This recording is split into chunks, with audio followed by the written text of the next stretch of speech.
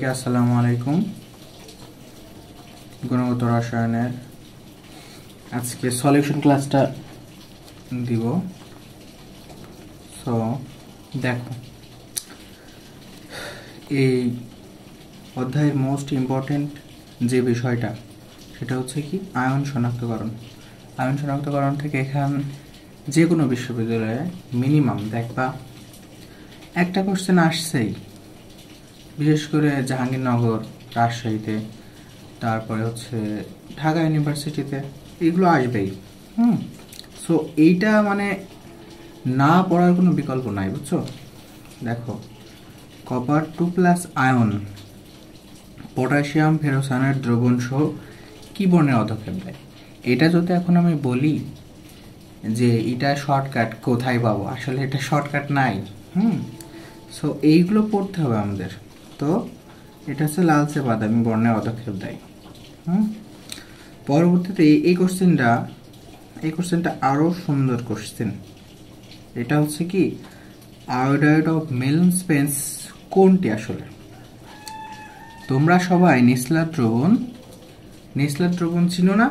এটা হচ্ছে কি নেসলার দ্রবণ, অর্থাৎ পটাশিয়াম টেট্রা আয়োডো মার্কিউরেট এবং সাথে সোডিয়াম হাইড্রোক্সাইড, যে কোনো ক্ষার। এটা হচ্ছে নেসলার দ্রবণ। এই নেসলার দ্রবণ যখন অ্যামোনিয়াম প্লাস আয়ন শনাক্তকরণের ক্ষেত্রে লাগে, তখনই এর সাথে বিক্রিয়া করে এই যে বাদামি বর্ণের এই মিলনস অফ বেস আয়োডাইড তৈরি করে। এটা হচ্ছে কি বাদামি বর্ণের অধক্ষেপ। এটার নাম হচ্ছে কি অ্যামিনো মার্কিউরিক আয়োডাইডের অধক্ষেপ, অর্থাৎ অ্যান্সার হচ্ছে কি ক। এটার আরেকটা নাম হচ্ছে কি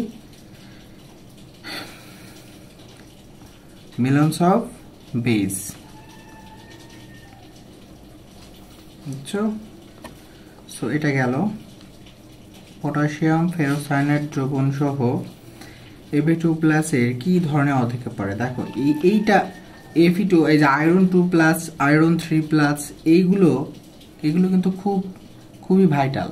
দেখো এইগুলোর ক্ষেত্রে যেটা দেখা যায় যে তুমি অনেক ক্ষেত্রে পটাশিয়াম ফেরোসায়নেট আছে, তোমাকে ফেরোসায়নেট দিয়ে তুমি মুখস্থ করে এসছো, কোশ্চেনে দিছে ফেরিসায়নাইড দ্রবণ সহ কি, আর এখানেও কিন্তু উল্টা পাল্টাই যায়। বুঝছো? সো একটা সিকোয়েন্স মেনে তুমি এইভাবে মুখস্থ করবা যে অ্যামোনিয়াম হাইড্রোক্সাইড সহ Fe2+ কি বর্ণ দেয়? সবুজ। তারপরে Fe3+ বাদামি। তারপরে এই দুটো চলে গেল। এবার তুমি পটাশিয়াম ফেরিসায়নাইড দ্রবণটা মনে রাখবা। পটাশিয়াম ফেরিসায়নাইড দ্রবণ, ফেরি বলতে আসলে কি বোঝায়? সেই ক্ষেত্রে আছে তোমার যে CN6, এটার যে এটা +3 কাজ করে। Fe2+ এর তৃতীয়টা মানে ত্রিমূলক থাকে, আয়ন হচ্ছে 3+ থাকে। বুঝছো? এখানে তখন K3 থাকে। এটা সহ, অর্থাৎ পটাশিয়াম ফেরিসায়নাইড দ্রবণ সহ Fe2+ গাঢ় নীল, এটা মনে রাখবা, গাঢ় নীল। এবং Fe3+ সেটা কিন্তু ওই বাদামি থেকে যায়, বাদামি। বাট পটাশিয়াম ফেরোসায়নাইড দ্রবণ সহ যেটা বলা আছে, অর্থাৎ FeCN6 যেটা হচ্ছে 4-, এখানে K4 জয়েন হয়। তো এটা হচ্ছে পটাশিয়াম ফেরোসায়নাইড দ্রবণ। এই পটাশিয়াম ফেরোসায়নাইড দ্রবণ সহ Fe2+ হচ্ছে কি হালকা নীল, হালকা নীল। এবং Fe3+ কি দেয়? গাঢ় নীল। সো সাবধান। এখানে দেখবা যে ফেরো বলেছে নাকি ফেরি বলেছে। ফেরি বললে কিন্তু তোমার আবার আলাদা অ্যান্সার হয়ে যাবে। সো ফেরোসায়নাইড বলছে, তাই পটাশিয়াম ফেরোসায়নাইড দ্রবণ সহ Fe2+, দেখছো? তাহলে Fe2+ হচ্ছে হালকা নীল বর্ণ হয়। বুঝছো? পরেরটাই যাই, দেখি কি বলছে। 4 নম্বর কোশ্চেন বলছে আয়নিক যৌগ পানিতে দ্রবণীয়তার শর্ত কি? এইটা আছে মাস্ট, মানে মাস্ট 4 স্টার, বুঝছো? এইটা এখান যে কোনো ইউনিভার্সিটি এখান থেকে আসবেই, বিগত বছর মানে আগামীতেও আসবে। দেখো, আয়নিক যৌগ পানিতে দ্রবণীয়তার শর্ত হচ্ছে কি? অবশ্যই হাইড্রেশন শক্তি। হাইড্রেশন শক্তি এর যে ল্যাটিস ভাঙার শক্তি এর থেকে বেশি হতে হবে।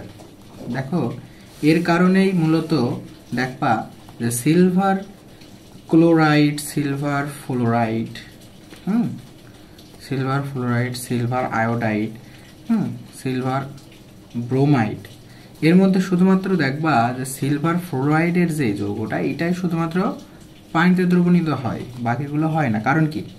এদের ক্ষেত্রে যে ল্যাটিস শক্তিটা আছে না, এটা হাইড্রেশন শক্তি থেকে বেশি হয়ে যায়। অর্থাৎ হাইড্রেশন শক্তি যখন বেশি হবে ল্যাটিস শক্তি থেকে, তখনই ওইটা পানিতে দ্রবীভূত হবে। তো সিলভার ফ্লোরাইডের ক্ষেত্রে কেন দ্রবণীয় হয়? সিলভার ফ্লোরাইডের ক্ষেত্রে দ্রবণীয় হওয়ার প্রধান যে কারণটা, সেটা হচ্ছে কি? এই ফ্লোরিনের অত্যাধিক তড়িৎ-ঋণাত্মকতা এবং এর আকার সবচেয়ে ছোট, যে কারণে এই যে পানির সাথে এই ফ্লোরিনের পানি যোজন ক্ষমতা বেশি হয়, এই কারণে দ্রবণীয়তাও বেশি হয়। এই জন্যই শুধুমাত্র সিলভার ফ্লোরাইড হচ্ছে পানিতে দ্রবণীত হয়, বাকিগুলো হয় না।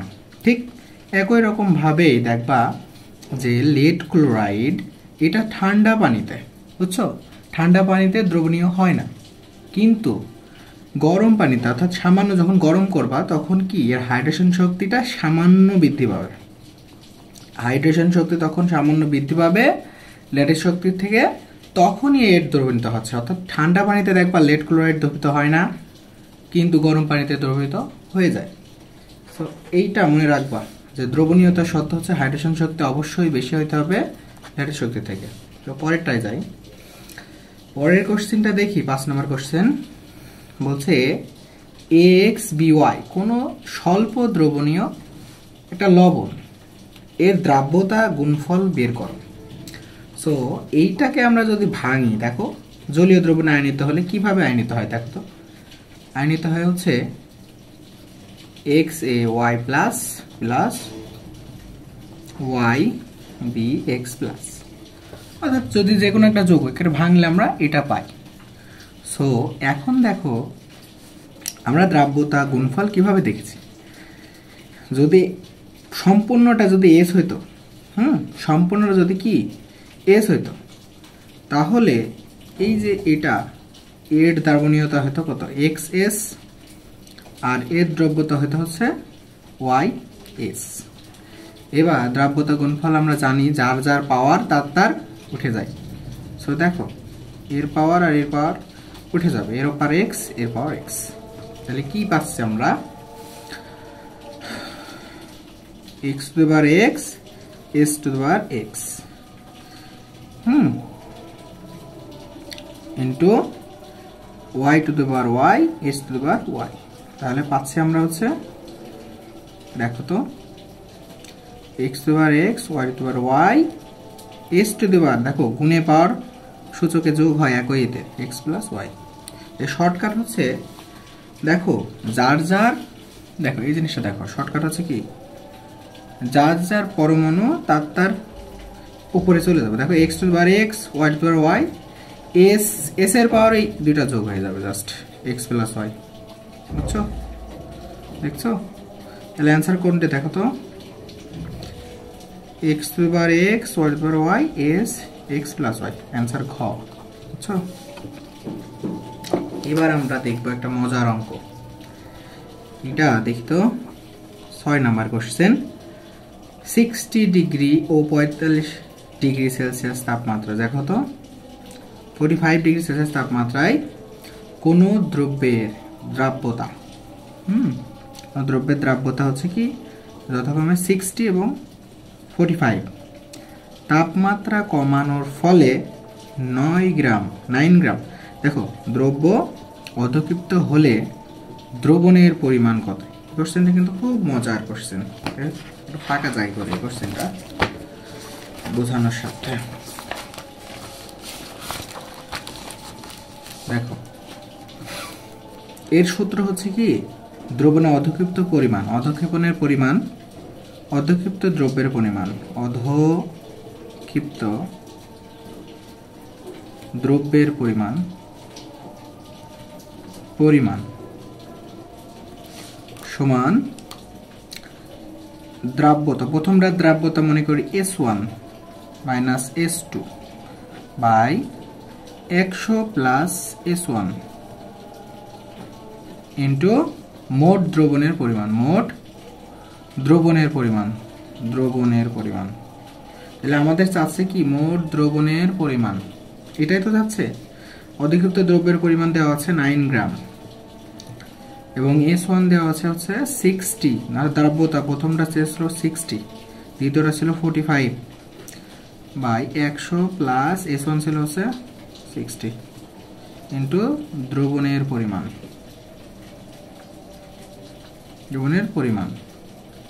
বুঝছো?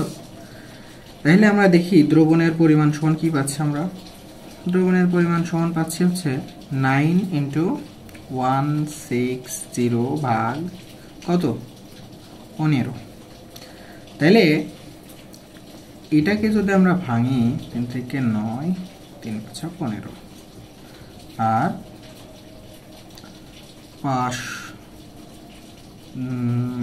20 আর হচ্ছে 5 12 60 32, তাহলে আসছে হচ্ছে কত 96 গ্রাম। এটা হচ্ছে দ্রবণের ভর, তাহলে অ্যান্সার কত 96 গ্রাম। সো এটা গেল।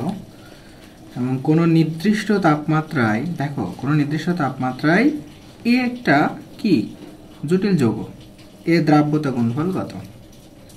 দ্রাব্যতা গুণফল জানার আগে আমাদের এই যৌগটা আসলে কি আকারে আসে এটা দেখতে হবে।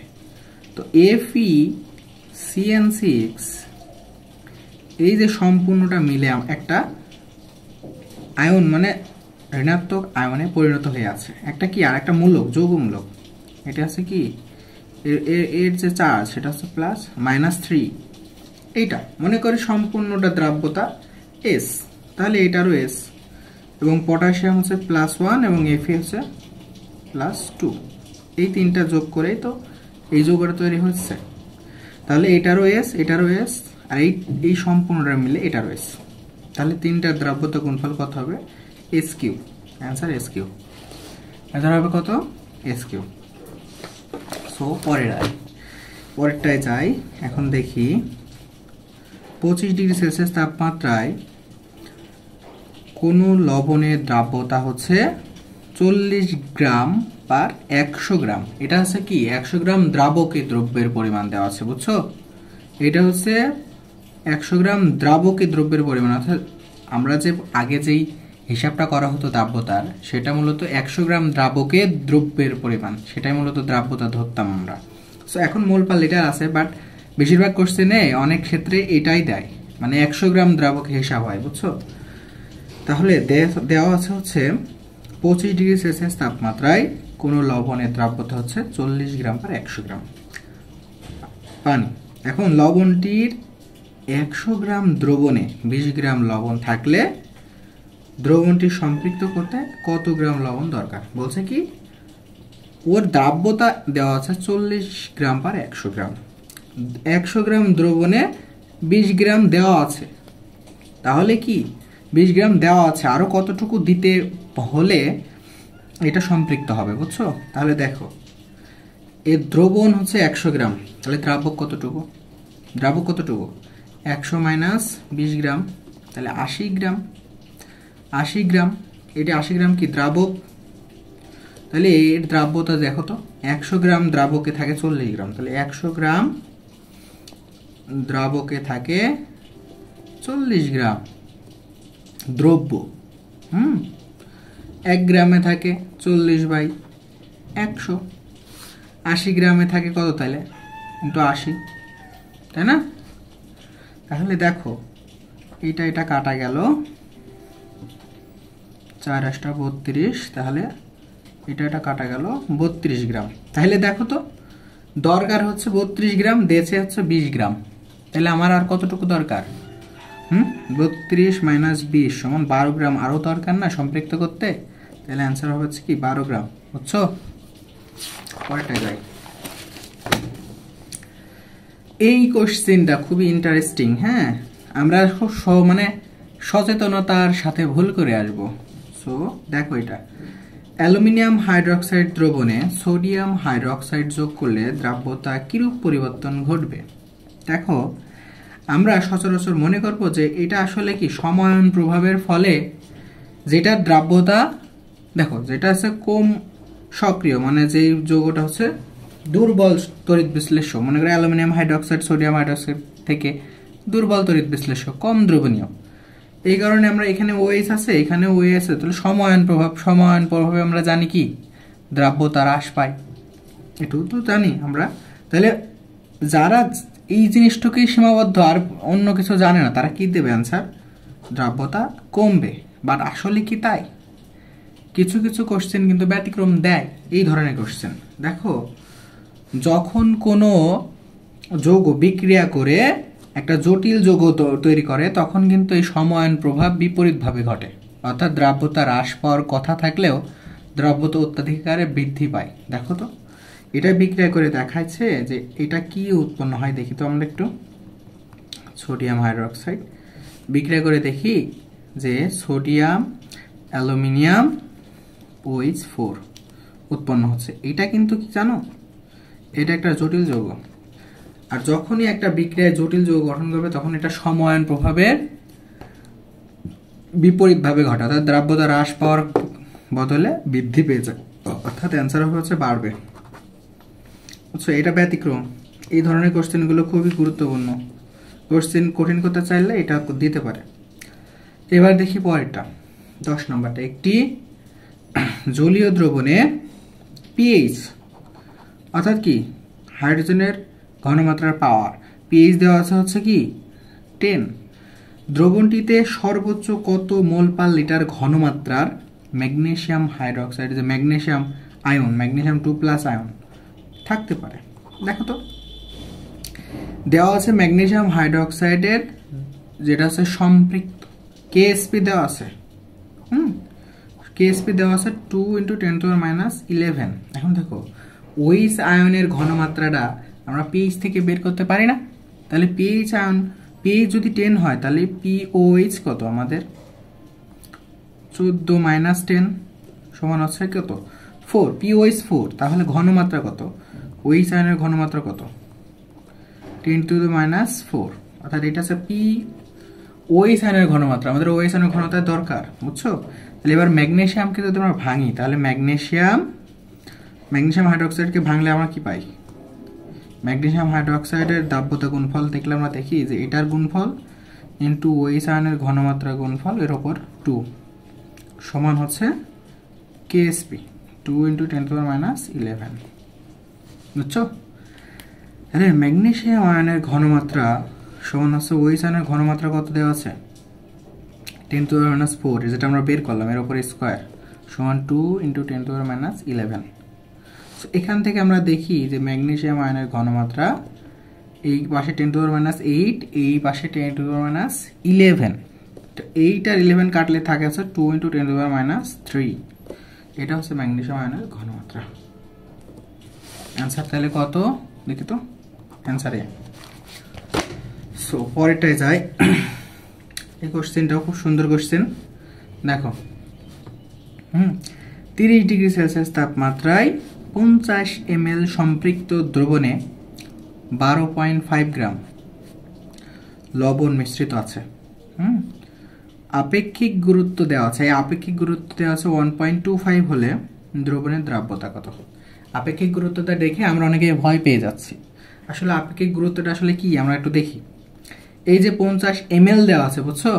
এই 50 ml এর সাথে যখন আপেক্ষিক গুরুত্বটা গুণ করবা, তখন এর প্রকৃত যেই গ্রাম এককে ওর ভর, মানে দ্রাবণ সখন হচ্ছে, এটা হচ্ছে দ্রবণ না, সমান ভর এককে আসবে, বুঝছো? তাহলে প্রকৃত দ্রবণ হবে কত? 50 × 1.25 সমান হচ্ছে 62.5। এই এত গ্রাম দ্রবণ আছে, বুঝছো? এটা হচ্ছে প্রকৃত দ্রবণ, অর্থাৎ 62.5 হচ্ছে প্রকৃত দ্রবণ। অর্থাৎ 62.5 গ্রাম দ্রবণে থাকে হচ্ছে 12.5 গ্রাম দ্রব্য। তাহলে দেখি তো 62.5 মাইনাস 12.5 সমান কত আসছে 50 গ্রাম। এটা আছে কি দ্রাবক, 50 গ্রাম দ্রাবকে থাকলে তার কত 50 গ্রাম দ্রাবকে থাকে হচ্ছে 12.5 গ্রাম দ্রব্য। তাহলে 100 গ্রামে থাকে কত 2 দ্বারা গুণ করে দিলে হয়ে যাচ্ছে 25। তাহলে आंसर হবে হচ্ছে 25। এটা একটু মনে হচ্ছে ক্রিটিক্যাল, আরেকবার বুঝাই। হ্যাঁ দেখো 50 ml সম্পৃক্ত দ্রবণ, এটা কিন্তু দ্রবণ বলেছে, নট দ্রাব্যবান দ্রবক, এটা কিন্তু দ্রবণ অর্থাৎ দ্রব্য প্লাস দ্রাবক আছে। এখন এর আপেক্ষিক গুরুত্বটা দেওয়া আছে, আপেক্ষিক গুরুত্বটা যখন এর সাথে গুণ করবে তখন এটা ml থেকে গ্রামে প্রকাশ হবে, অর্থাৎ এটার সাথে এটা গুণ করলে প্রকৃত এর যে ভর গ্রাম এককে ভরটা পাবো, বুঝছো? 62.5 যেটা আমরা বের করলাম এটা হচ্ছে প্রকৃত দ্রবণ, এত গ্রাম দ্রবণে থাকে 12.5, বুঝছো? তাহলে 50 গ্রামে থাকে 12.5, যেহেতু 62.5 হচ্ছে মূলত দ্রবণ, এখানের মধ্যে দ্রাবক আর দ্রব্য মিলেই আছে। তো এটা মাইনাস করলাম, মাইনাস করে দেখলাম 50 গ্রাম দ্রাবক আছে, 50 গ্রাম দ্রাবকে থাকে হচ্ছে 12.5 গ্রাম, তাহলে 100 গ্রামে থাকে কত শেষ 25। এখন দেখি একটা মজার ছোট কোশ্চেন, এগুলো কখনোই ভুল যাওয়া যাবে না, বুঝছো? পারমাণবিক বর্ণালী কত প্রকার? পারমাণবিক বর্ণালী কত প্রকার এটা আমরা খুব ভালো করে জানি, যেটা হচ্ছে কি একটা হচ্ছে কি শোষণ বর্ণালী আর একটা হচ্ছে কি বিচ্ছুরণ বর্ণালী। অর্থাৎ ইলেকট্রন যখন নিম্ন শক্তি স্তর থেকে উচ্চ শক্তি স্তরে লাফিয়ে চলে তখন কি কিছু পরিমাণ শক্তি শোষণ করতে হয়, এই শোষণ বর্ণালী হচ্ছে কালো বর্ণের। ঠিক উচ্চ শক্তি স্তর থেকে যখন নিম্ন শক্তি স্তরে নেমে আসে তখন কিছু পরিমাণ শক্তি বিকিরিত হয়, আলো বিকিরিত হয়, তখন যে বর্ণালীটা পাই আমরা সেটা উজ্জ্বল বর্ণালী, আলোকিত বর্ণালী পাই, অর্থাৎ দুইটা বর্ণালী আমরা পাই পারমাণবিক বর্ণালীতে। হাইড্রোজেন পরমাণুর ব্যাসার্ধ কত? এটা আমরা বইয়ে পড়েছি খুব সুন্দর করে। দেখো ভুল আমরা এইভাবে করব, আসলে আমরা জানি হাইড্রোজেন পরমাণুর ব্যাস যেটা সেটা হচ্ছে 10⁻⁸ সেন্টিমিটার।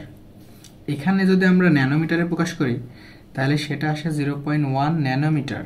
এটা কিন্তু ব্যাস, নট ব্যাসার্ধ, বুঝছো?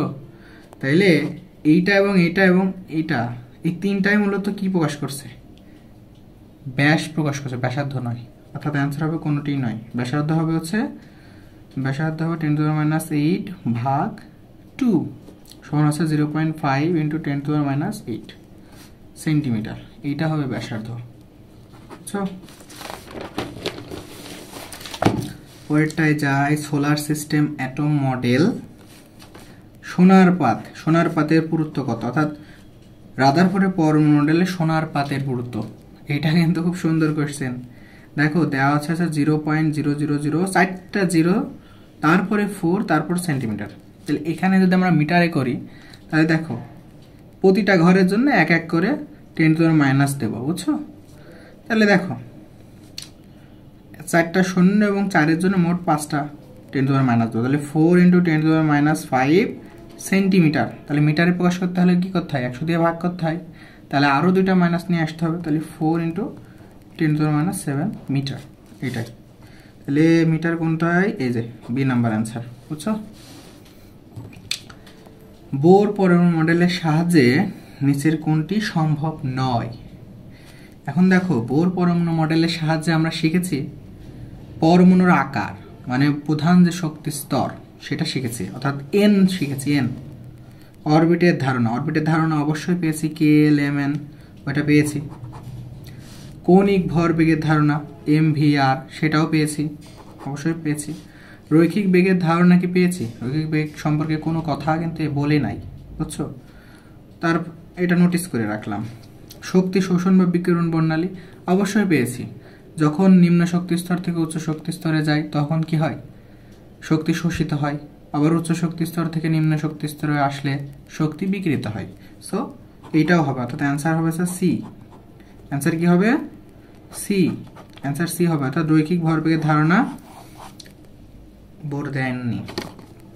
16 নম্বর কোশ্চেনটা দেখি। বোর পরমাণু মডেলের সাহায্যে নিচের কোন পরমাণু মডেলের ব্যাখ্যা করা সম্ভব নয়? বোর বলেছিলেন যে এক ইলেকট্রন বিশিষ্ট পরমাণু বা আয়ন, এক ইলেকট্রন বিশিষ্ট পরমাণু বা আয়ন ব্যাখ্যা করতে পারেন, অর্থাৎ একটা ইলেকট্রন যেই সব আয়নের মধ্যে থাকবে বা পরমাণুর মধ্যে থাকবে সেটাই ও ব্যাখ্যা করতে পারবে। দেখো লিথিয়াম প্লাস আয়নের ক্ষেত্রে দেখায়, লিথিয়ামের পারমাণবিক সংখ্যা আমরা জানি 3, একটা প্লাস অর্থাৎ একটা ইলেকট্রন বের করলে ওর দুইটা ইলেকট্রন থাকছে, এটা কি পারবে? পারবে না। লিথিয়াম 2 প্লাস এর ক্ষেত্রে 3টার মধ্যে 2টা চলে গেছে, একটা। হিলিয়াম প্লাসের ক্ষেত্রে 2টার মধ্যে একটা চলে গেছে, একটা। হাইড্রোজেনের একটা, অর্থাৎ এই 3টা পারবে, বাট এটা পারবে না, অর্থাৎ অ্যান্সার আছে এ। 17 নম্বর কোশ্চেন, নিচের কোনটি ভুল? দেখো এইটা আমরা সচরাচর চিনি না, কিন্তু এইটা কোশ্চেনে এসে যায় অনেক সুন্দর। হাইজেনবার্গ এই স্টোনজার এই সমীকরণটা তৈরি করে, এবং স্টোনজার এইটা আমাদেরকে যেটা বলে এটা দ্বারা কি বোঝায়? এই সাই স্কোয়ার বা আইজেনের উপর স্কোয়ার, এটা দ্বারা বোঝায় হচ্ছে ইলেকট্রনের ঘনত্ব অথবা অরবিটালকেও বোঝায়। এইটা ইলেকট্রনের তরঙ্গের তীব্রতার সমানুপাতিক। ইলেকট্রনের তরঙ্গের তীব্রতার সমানুপাতিক। এটা অবশ্যই কি এখানে দেওয়া আছে সমানুপাতিক, এটা সঠিক। ইলেকট্রনের তরঙ্গের তীব্রতার সমানুপাতিক, সঠিক, অবশ্যই সঠিক। অরবিট হচ্ছে তরঙ্গ ফাংশন, বুঝছো? অরবিট হচ্ছে কি তরঙ্গ ফাংশন, এটাও সঠিক। কে শেল সবচেয়ে ছোট, এটা তো আমরা জানি, কে 1 নম্বর শক্তি স্তর, এটাও সঠিক। পি অরবিটাল সমূহ হচ্ছে P X, P Y, P Z, এটাও সঠিক। তাহলে এখানে কোশ্চেনটা সামান্য মিস্টেক হয়ে গেছে, এটা ব্যস্তানুপাতিক হবে, এটা হচ্ছে ব্যস্তানুপাতিক হবে, এবং এটা ব্যস্তানুপাতিক হলে এটা ভুল হবে, বুঝছো? তাহলে কোশ্চেন আছে অ্যান্সার হবে হচ্ছে এটা ভুল হবে যখন এটা ব্যস্তানুপাতিক হবে তখন। নিচের কোন সমীকরণটি সঠিক? এইটা মূলত মুখস্থ করে রাখবা, এটা মানে যে যখন মানে সাস্টের মতো ইউনিভার্সিটি এটা দিতে পারে, এটা মানে কঠিন কোশ্চেন, বাট এটা মনে রাখা উচিত। মনে রাখবা যে -ইনফিনিটি থেকে +ইনফিনিটি এবং এই আইজেনের স্কোয়ার ডিভি একে যদি ইন্টিগ্রেশন করি তাহলে 1 আসবে, এটা হচ্ছে আনসার, এটা সঠিক, বুঝছো? এটা মনে রাখবা। হাইড্রোজেন পরমাণুর চতুর্থ কক্ষপথের যে শক্তি, দ্বিতীয় কক্ষপথের শক্তির কত গুণ? তাহলে দেখো E4/E2, E4 সমান আমরা লিখতে পারি E0 ইন্টু Z²/n², ঠিক, E0 ইন্টু Z²/n²। তাহলে দেখো কি আসছে, জেড তো দুটারই 1, তাহলে জেড বাদ দিই, 1/4 এর উপর স্কোয়ার করলে 16/1/2 এর উপর স্কোয়ার করলে 4, তাহলে এটা উপরে উঠে গেল, তাহলে অ্যান্সার আসছে হচ্ছে 1/4, অর্থাৎ E4 সমান হচ্ছে 1/4 E2, অর্থাৎ 1/4 গুণ, অ্যান্সার আছে ডি। 20 নম্বর কোশ্চেনটা একটু দেখি, কি বলছে? কোনো পরমাণুর ইলেকট্রনের জন্য কোন সেটটি অসম্ভব? দেখো একটা শক্তি স্তর n হলে, n সমান কত? 2, n সমান 2 হলে l সমান 1 হতে পারে, কারণ কি আমরা জানি l সমান হচ্ছে 0 সহ n-1 পর্যন্ত। তাহলে দেখো n2 হলে l 1 হতে পারে, একটা কম আছে। m কত হবে? m 0 হতে পারে, কারণ কি আমরা m এর মান জানি +-l 0 সহ, তাহলে কি এখানে 0 হতে পারে, অথবা +1 হতে পারে, -1 হতে পারে, এইটাও হতে পারে। আর +-হাফ যে কোনো অরবিটালের জন্য প্লাস অথবা -হাফ হতে পারে s এর মান, তাহলে এটা হতে পারে। n সমান 2 হলে l সমান 0 হতে পারে, কারণ কি 0, 1 হতে পারে, n-1 পর্যন্ত। m ও 0 হতে পারে, এটাও হবে। সি নাম্বার থেকে তো n সমান 2 হলে l সমান 1, m সমানও 1 হতে পারে। দেখো কিসের জন্য বলছি, n এর মান l এর মান n থেকে 1 কম হতে হবে মিনিমাম, এবং m এর মান l এর সমান অথবা 0 হতে হবে। এম এর মান এল এর সমান অথবা শূন্য হতে হবে, আর এস এর মান প্লাস মাইনাস যে কোনো একটা হাফ হতে পারে। এন এর মান 2 হলে এল এর মান শূন্য হতে পারে, কারণ কি একের থেকে এন এর থেকে কম অথবা শূন্য হতে পারে, কিন্তু এম এর মান কি 1 হতে পারে? এল এর মান শূন্য হলে এম এর মান কখনো 1 হতে পারে না, কারণ এম এর মান হচ্ছে প্লাস মাইনাস এল শূন্য সহ।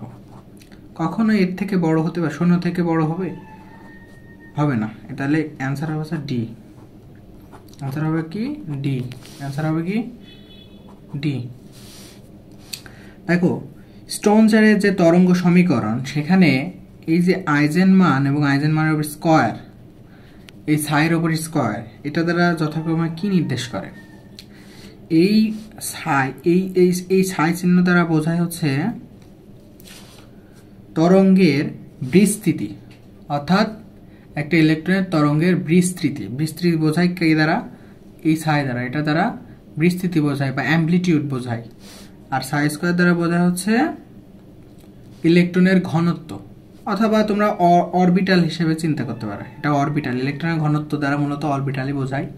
কারণ আমরা জানি কোনো একটা পরমাণু নিউক্লিয়াসের যে স্থানে ইলেকট্রনের ঘনত্ব 90 থেকে 95% হয়, তাকে আমরা অরবিটাল বলি। তাহলে ইলেকট্রনের ঘনত্ব যদি বোঝায় তাহলে এটা অরবিটাল বোঝায়, বুঝছো? এটা হচ্ছে অরবিটাল আর এটা হচ্ছে বিস্তৃতি বোঝায়।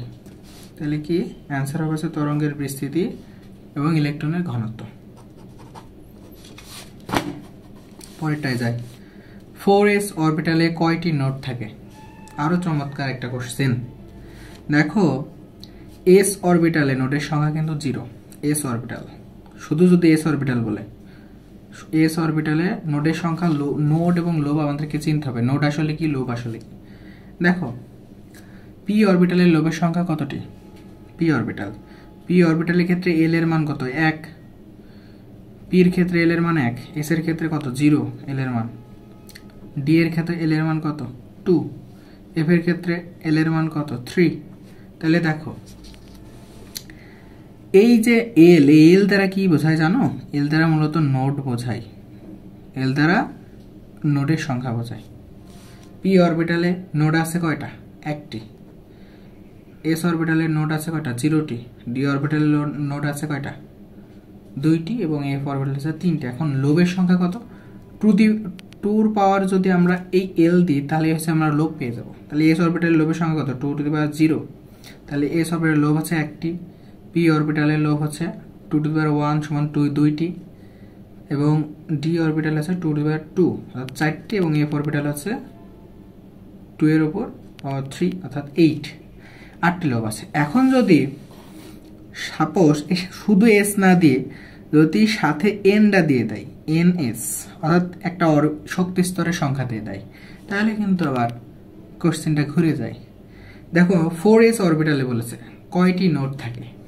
4s অরবিটালে নোডের সংখ্যা কত জানো? 4s অরবিটালে নোডের সংখ্যা হচ্ছে n-1টি, অর্থাৎ এখানে n যত থাকবে 4 আছে, তাহলে 4 - 1 সমান নোড হবে। তাহলে নোড কয়টা? 3টি। পি অরবিটালের ক্ষেত্রে n-2টি এবং ডি অরবিটালের ক্ষেত্রে n-3টি। এই নোডের সংখ্যা এইভাবে হিসাব করতে হয় যদি n থাকে, বুঝছো? যদি এখানে বলতো 4p অরবিটালের নোডের সংখ্যা কত, তাহলে আমরা বলতাম কত? n-2টি সমান হচ্ছে 4 - 2 সমান 2টি, বুঝছো? অ্যান্সার হয়েছে এই ক্ষেত্রে 3টি। কোনটি থেকে পরমাণু অরবিটালের ধারণা পাওয়া যায়? অরবিটালের ধারণা পাওয়া যায়, আমরা অরবিটালের ধারণা পাই কোনটা থেকে? কোয়ান্টাম বলবিদ্যা থেকে। বোরের মডেল থেকে শক্তি স্তর পাই, রাদারফোর্ডের মডেল থেকে আমরা নিউক্লিয়াসের ধারণা পাই, আউবর্ন নীতি থেকে আমরা অন্য কিছু পাই। আউবর্ন নীতি থেকে পাই হচ্ছে কি শক্তি স্তরের শক্তির মানের ধারণা পাই। তাহলে কোয়ান্টাম বলবিদ্যা থেকে আমরা অরবিটালের ধারণা পাই। এখন দেখো এটা দেখি, কোনো কাল্পনিক জগতে স্পিন কোয়ান্টাম সংখ্যা হচ্ছে, যদি এস এর মান যদি +12, 0 এবং -12 হলে তৃতীয় কক্ষপথের সর্বোচ্চ ইলেকট্রন ধারণ ক্ষমতা কত? স্বভাবগতভাবে আমরা জানি যে স্পিন কোয়ান্টাম সংখ্যা +12 অথবা -12 হতে পারে, অর্থাৎ প্রতিটি অরবিটালে 2টি ইলেকট্রন সর্বোচ্চ প্রবেশ করতে পারে। অর্থাৎ এস দ্বারা মূলত একটা অরবিটালে সর্বোচ্চ যতটা ইলেকট্রন প্রবেশ করে সেটাই বোঝায়, বুঝছো? তাহলে দেখো তৃতীয় শক্তি স্তরে মোট অরবিটালের সংখ্যা কতটি আমরা জানি। অরবিটালের যে কোনো একটা শক্তি স্তরে অরবিটালের সংখ্যা আমরা এন স্কোয়ার দ্বারা প্রকাশ করতে পারি। তাহলে তৃতীয় শক্তি স্তরে আমরা জানি এন স্কোয়ার, তাহলে 3 এর উপর স্কোয়ার, তাহলে 9টি অরবিটাল আছে। যদি এস এর মান প্লাস মাইনাস হাফ না হয়ে আরও একটা বেশি হয়, তা শূন্য সহ হতে, তাহলে আমরা প্রতিটি অরবিটালে 3টি করে দিতে পারি ইলেকট্রন, বুঝছো? দেখো প্লাস হাফ মাইনাস হাফের জন্য 2টা দিতে পারতাম, আরও একটা শূন্য মনে কাল্পনিকভাবে ধরে নিছি, তাহলে এই 9টি অরবিটালের জন্য প্রতিটায় 3টা, তাহলে 9 × 3 কত হয়? 3 নাম 27, অ্যান্সার হবে 27, বুঝছো? পরেরটায় যাই। বোর পরমাণুতে একটি ইলেকট্রনের তৃতীয় কক্ষপথে ঘুরলে কয়টি পূর্ণ তরঙ্গ সৃষ্টি করবে? এই সমস্ত কোশ্চেনগুলো যতগুলো ইলেকট্রন মানে কক্ষপথ ঘুরবে ততটি অ্যান্সার। পূর্ণ তরঙ্গ ঘুরতে হলে দেখুন তৃতীয় শক্তি স্তরে বলেছে, আর এই তৃতীয় শক্তি স্তরে ঘোরার জন্য 3টা পূর্ণাঙ্গ দেবে, পূর্ণ তরঙ্গ। যত কটা শক্তি স্তরে ঘুরবে তত কটা পূর্ণ তরঙ্গ দিবে, বুঝছো? এখন দেখি এই কোশ্চেনটা কিন্তু খুব সুন্দর একটা কোশ্চেন। বলেছে ইউরেনিয়াম 235 পারমাণবিক সংখ্যা, ভর হবে 235 পারমাণবিক ভর থেকে তৈরি হচ্ছে লেড প্লাম্বাম। এই বিক্রিয়ায় নির্গত আলফা ও বিটার পরিমাণ, কণার পরিমাণ নির্ণয় করো। দেখো একটা জিনিস খেয়াল করো, এখান থেকে ভর কত কমেছে দেখো তো, বা এই পারমাণবিক সংখ্যা কত কমেছে? 10 কমেছে না? পারমাণবিক সংখ্যা 10 কমেছে। দেখো তো আমরা জানি বিটা আলফা কণা নির্গত হলে কি হয়? আলফা কণা নির্গত হলে একটা আলফা কণা 2 করে পারমাণবিক সংখ্যা হ্রাস পায়, বুঝছো? 2 করে পারমাণবিক সংখ্যা হ্রাস পায়। তাহলে মনে করি এই প্রথমটা অ্যান্সারটা আমি দেখি, প্রথমটায় পারমাণবিক সংখ্যা 7টা ধরেছে, মানে আলফা হচ্ছে 7টা ধরেছে, তাহলে 7টা আলফা যদি বের হয় তাহলে দেখো তো কয়টা হয়? 7 দুগুণে 14 পারমাণবিক সংখ্যা কমবে, 14 পারমাণবিক সংখ্যা কমবে, বুঝছো? এবার বিটা কণা বলে বের হয়েছে কয়টা? 4টা। বিটা কণা বের হলে কি হয়? ভর সংখ্যা একই থাকে কিন্তু পারমাণবিক সংখ্যা 1 বৃদ্ধি পায়, বুঝছো? তাহলে 4টা বের হলে 4 পারমাণবিক সংখ্যা বৃদ্ধি হয়, তাহলে 4 আরও বৃদ্ধি পাইল। এখানে 14 কমলো আর এখানে আরও 4 বাড়লো, তাহলে কি হলো? মোট কমলো, তাহলে কয়টা? 10টি কমলো না? তাহলে দেখো 92 থেকে 82, তাহলে 10 কমেছে, তাহলে এইটা হতে পারে। এবার পারমাণবিক ভরটা আমরা মিলাই দেখবো। পারমাণবিক ভর বিটা কণা নির্গত হলে পারমাণবিক ভরের কোনো পরিবর্তন হয় না, বাট আলফা কণা নির্গত হলে আমরা জানি 4 করে পারমাণবিক ভর হ্রাস পায়, তাহলে 7টার জন্য 4 × 7 = 28 হ্রাস পাবে। দেখো তো 28 হ্রাস পেয়েছে নাকি? 35 থেকে 7-এ নেমে আসছে, তাহলে তো কত? 28 হ্রাস পেয়েছে, তাহলে অ্যান্সার এ শেষ। মানুষের মস্তিষ্কের রক্তের যে হিমোগ্লোবিন রয়েছে, এই হিমোগ্লোবিনে অক্সিজেনের পরিমাণ নির্ণয়ে ব্যবহৃত হয় কোন রশ্মি? এটা মুখস্থ, নেয়ার আয়ার, বুঝছো? নেয়ার আয়ার। তো ফার আয়ারের কাজ কি? ফার আয়ার হচ্ছে ব্যথা বেদনা, মানে ব্যথা উপশম, তারপরে হাড়ের যে বিষয়গুলো আছে সেইগুলো ফার আয়ার দেখে, আর এটা হচ্ছে কি নেয়ার আয়ার। আচ্ছা পরেরটায় যাই। হাইড্রোজেন পরমাণুর একটি ইলেকট্রন পঞ্চম কক্ষপথ থেকে আসলে সৃষ্ট বর্ণালীর সংখ্যা কত? দেখো হাইড্রোজেন পরমাণুর একটি ইলেকট্রন পঞ্চম কক্ষপথ থেকে দ্বিতীয় কক্ষপথে আসলে সৃষ্ট বর্ণালীর সংখ্যা কত? পঞ্চম কক্ষপথ থেকে এসছে কত? দ্বিতীয় কক্ষপথে। তাহলে বর্ণালী সংখ্যা নির্ণয়ের সূত্র কি জানো? এটা খুবই গুরুত্বপূর্ণ। দেখো কি NH N2 - N1 into N2 - N1 plus 1 ভাগ 2, এটা হচ্ছে সূত্র, বুঝছো? তাহলে পঞ্চম কক্ষপথ থেকে এসছে কত? দ্বিতীয় কক্ষপথে। তাহলে দেখো 5 - 2 into 5 - 2 plus 1 ভাগ 2, এটা হচ্ছে বর্ণালীর মোট সংখ্যা নির্ণয়ের সূত্র। তাহলে কত আসছে? 3 × 4 ভাগ 2 সমান হচ্ছে 6। অ্যান্সার হবে হচ্ছে কত? 6, বুঝছো? বর্ণালীর ধারণা পাওয়া যায় কোন পরমাণু মডেল থেকে?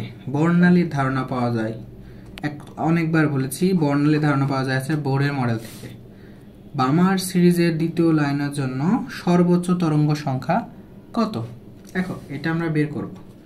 বামার সিরিজের জন্য, বামার সিরিজের কত? দ্বিতীয় লাইনের জন্য, বুঝছো? তাহলে বামার সিরিজ মানে n1 কত বলছে? 2। এখন n2 কত আমাদের জানতে হবে। n2টা কত? দ্বিতীয় লাইন বলেছে, দ্বিতীয় পর্যায় মানে দ্বিতীয় কক্ষপথ বলে নাই, দ্বিতীয় লাইন। তাহলে n2 হবে হচ্ছে n1 প্লাস 2, অর্থাৎ n1 হবে হচ্ছে 2, n2 হবে হচ্ছে কত? 4। তাহলে দেখো সর্বোচ্চ কি বলেছে? তরঙ্গ সংখ্যা, নট তরঙ্গ। তাহলে দেখো আমরা সূত্র থেকে কি জানি? নিউবার সমান হচ্ছে RH 1/n1 square minus 1/n2 square. দেখো সর্বোচ্চ তরঙ্গ সংখ্যা কখন পাবো? যখন এই যে রশ্মিটা, এই যে একটা সার্কেল, এই সার্কেলটার মান যখন সর্বোচ্চ হবে তখনই তো আমরা সর্বোচ্চ তরঙ্গ সংখ্যাটা পাবো, নাকি? তাহলে দেখো n2 এর মান যদি অসীম হয়, অসীম পর্যায়ে চলে যায়, হ্যাঁ, তাইলে আমরা কি পাতাম? সর্বোচ্চ, মানে সর্বোচ্চ কম পাইতাম। অর্থাৎ এটা আমরা দেখি, তাইলে বামার সিরিজের এটা কি অ্যান্সার কি বলছে? দ্বিতীয় লাইনের জন্য সর্বোচ্চ তরঙ্গ সংখ্যা। এটা তো এইরকম ভাবে কোশ্চেন হবে না, কোশ্চেনে সামান্য মিস্টেক আছে, বুঝছো?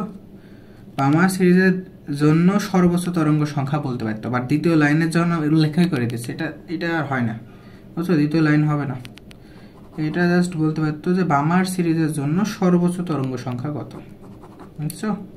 তাইলে হতো কি মিউবার সমান হচ্ছে RH 1/n1 square minus 1/n2 square. দেখো যখন n2 মান অসীম হতো তখন 1 অসীম মানে কি? 0, তখন একটু মাইনাস যেত না, তখন এই রাশিটার মান সর্বোচ্চ হতো। তখন নিউবার হতে হচ্ছে RH 1/n1 এর মান কত? 4, n1 এর স্কয়ার মান 4, তাহলে হতে হচ্ছে এটা নিউবার সমান হচ্ছে RH/4 অ্যান্সার, বুঝছো? এই হচ্ছে আজকের টপিক। এই কোশ্চেনটা সামান্য মডিফাই করা লাগবে, যেটা আমরা করে দেবো, বুঝছো? সমস্যা নাই। তাইলে সবাইকে আল্লাহ হাফেজ।